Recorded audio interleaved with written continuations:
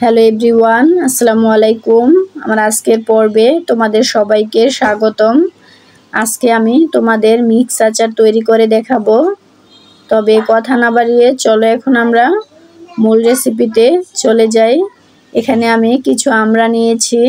এগুলোকে আমি একটা ছুরির সাহায্যে বোটাগুলোকে প্রথমে কেটে নিব, তারপর একটা পিলার দিয়ে ছিলে নিব। তোমরা চাইলে বটির সাহায্যেও ছিলতে পারো, যার যেভাবে সুবিধা হয় ওই অনুযায়ী ছিলে নিবে। তো এখন দেখতেই পাচ্ছ আমার আমড়াটা ছিলা হয়ে গিয়েছে। এখন আমি একটা নাইফের সাহায্যে এগুলাকে কেটে নিব। তো আমার আমড়াগুলো কচি ছিল, সেজন্য আমি আটি সহ কেটে ফেলেছি। এখন আমি একটা মশলা তৈরি করে নিব। দিয়ে দিলাম রসুন, কাঁচামরিচ, আস্ত 5 ফোড়ন, সাদা সরিষা, কালো সরিষা দিয়ে এখন একটা পেস্ট তৈরি করে নিব। আর এই ফাঁকে একটা প্যানে আমি পর্যাপ্ত পরিমাণ পানি দিয়ে আমড়াগুলোকে জাস্ট হালকা বয়েল করে নিব। তো এগুলো সিদ্ধ হওয়ার কোনো প্রয়োজন নেই। তো একটা প্যানে আমি পর্যাপ্ত পরিমাণ সরিষার তেল দিয়ে দিব। আর এই পর্যায়ে চুলার আঁচটা মিডিয়াম থেকে হাইতে রাখতে হবে। তো এখন আমি বেটে রাখা যে মশলাটা সেটা দিয়ে দিলাম, আর দিয়ে দিব 2টা মরিচ। দিয়ে এখন তেলের সাহায্যে ভালোভাবে এটাকে একটু ভেজে নিব। আর দিয়ে দিব সামান্য একটু হলুদ গুঁড়ো। হলুদ গুঁড়োটা দেওয়ার কারণ হচ্ছে আচারে খুব সুন্দর একটা কালার আসবে। আর দিয়ে দিলাম মরিচের গুঁড়া, ধনিয়ার গুঁড়া দিয়ে এখন ভালো করে এটাকে একটু কষিয়ে নিতে হবে। তো দেখতেই পাচ্ছ কত সুন্দরভাবে মশলাটা আমার কষানো হয়ে গিয়েছে। তো এখন আমি এগুলো দিয়ে ভালো করে একটু তেলের সাহায্যে ভেজে নিব। তো এখন আমি দিয়ে দিব তেঁতুল। এখানে আমি আধা ঘন্টা আগে থেকে তেঁতুলটা ভিজিয়ে রেখেছিলাম। তো ভিজিয়ে রাখা তেঁতুলটা এখন দিয়ে দিলাম। দিয়ে এখন ভালো করে একটু নেড়েচেড়ে মিশিয়ে নিব। আর দিয়ে দিব চিনি। অবশ্যই চিনিটা তোমরা তোমাদের টেস্ট অনুযায়ী দিবে, যে যেরকম মিষ্টি পছন্দ করো ওই অনুযায়ী দিতে পারো। তো দিয়ে এখন আমি আবারও আরেকটু চিনি অ্যাড করলাম, যেহেতু এখানে আমি তেঁতুল দিয়েছি।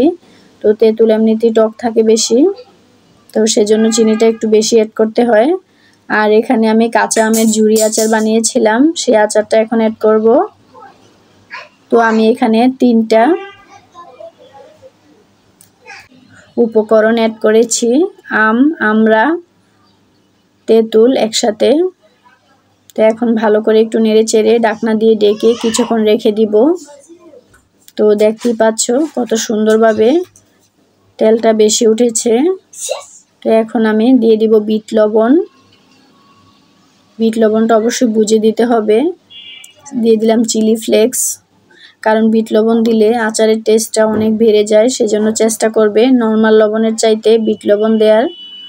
তো দেখতেই পাচ্ছ আচারটা কত সুন্দর কালার এসেছে। এখন আমি দিয়ে দিব 5 ফোড়নের গুঁড়ো, যেটা আমি গুঁড়ো করে রেখেছিলাম সেটা এখন দিয়ে দিব, কারণ এটা বেশিক্ষণ আগে দিলে আচারটা তিতা হয়ে যাবে। জাস্ট 10 মিনিট আগে দিলেই হয়। তো দেখতেই পাচ্ছ আচারটা আমার বানানো কমপ্লিট হয়ে গিয়েছে। এখন আমি একটা বয়মে করে এটাকে সারা বছরের জন্য সংরক্ষণ করে রেখে দিব।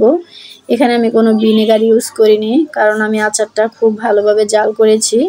তো এমনিতেই আচারটা ভালো থাকবে, ভিনেগারের প্রয়োজন নেই।